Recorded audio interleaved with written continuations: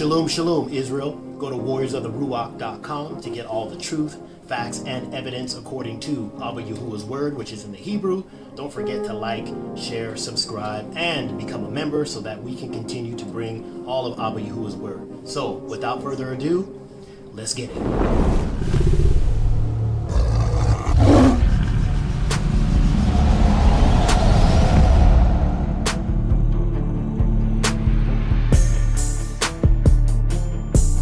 I started to see all these different things, and of course I started to tell my family and my friends. I was called various names that Satan has got me. I'm following Satan.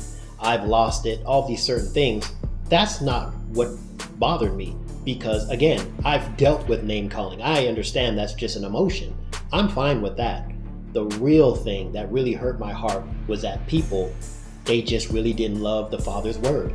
When it comes down to it, they didn't believe it. They believed what this Christian New Testament person was saying, or they believed what the pastor was teaching them. However, the Creator is saying something different. And that's when I really knew that things in the church and in the religion of Christianity, it was really emotion driven. It wasn't driven by Yahuwah's facts. It was driven by how you feel, what you can get, name it and claim it, go for yours.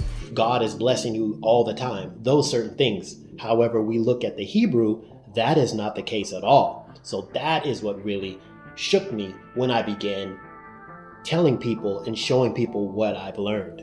I was radically changing. And again, for me, the Creator's word is important. It is part of my life. So I have to do this. I trust it because His word says that He is trustworthy, that His word doesn't change, and that we can count on Him.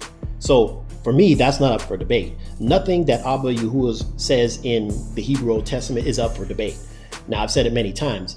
People may interpret it a different way, and that's up for debate. But if He says that a human sacrifice is an abomination, that's what that is.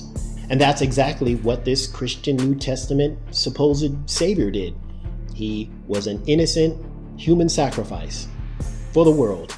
And we already know, like I mentioned before, a person cannot die for the sins of another. And that's what He did. So these are the things we have to look at, we have to understand, and we have to look at the two different cultures.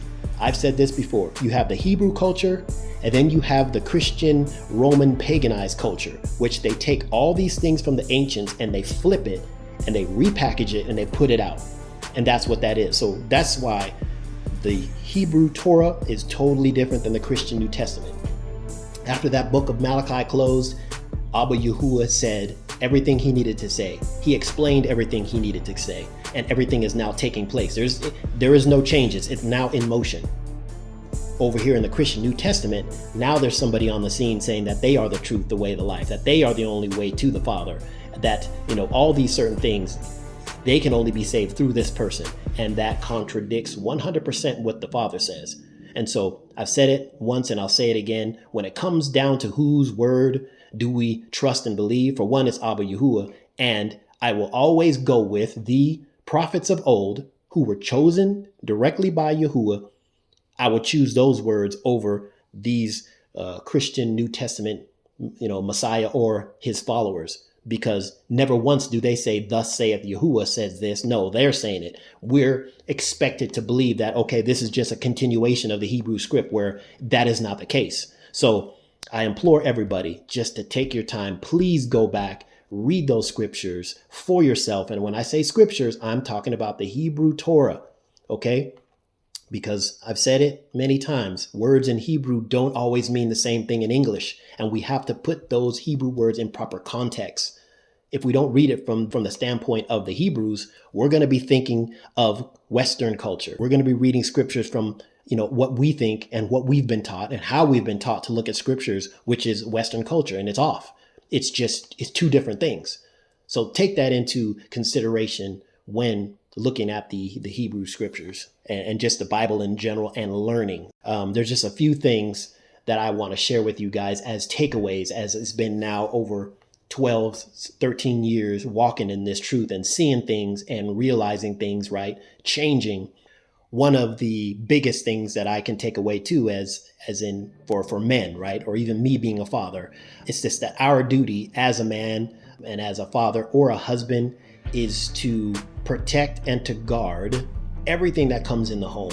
So whether that be, physically or mentally, and also when it comes to this type of, subject of the scriptures, right? We as men, we guard that door. So it's up to us as men. We're the first line of defense to make sure whatever's being taught to our children, to our wives, all those certain things, if we're trying to live for Abba Yahuwah, has to be in line with the Father's commands and his word. If it's not, you got to take a look at that thing and shoot it down. You got to verify it, right? And the only way you verify it is going back to the Old Testament where he said it, where he put it down, either himself or through his prophets. So that's what I'm doing. I am taking responsibility as the father, as the man of the home, to make sure I guard my home.